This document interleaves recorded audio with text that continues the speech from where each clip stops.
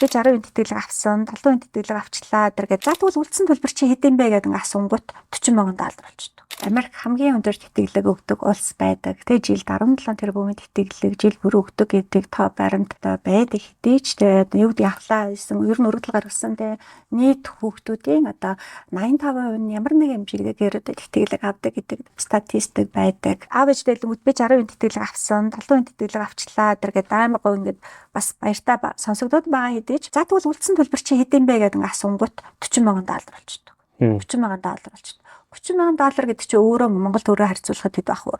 Тэг 100 гаруй сая болчихдог. Гэтэл энэ 100 гаруй сая төгрөгөөр цаг хугацаа гаргалтгүйгээр Австралийн бүр өссөн сургууль руугаа шууд одоо 6.5 оноогоор авчих юм бол тэтгэлэг авахгүйгээр шууд суралцах боломж байгаа. Магадгүй зүгээр Америкийн те ямар нэгэн 20 гаруй сургууль руу аплай хийгээд өргөдлөө гаргаад те тэтгэлэг авахгүй ч маш хямдхан бас сургууль руу шууд өөрөө өргөдлөө явуулаад хэлсэд орчих боломжтой сургууль байна шүү дээ. Жишээлбэл одоо $10,000 үнэтэй сургуулиуд байна.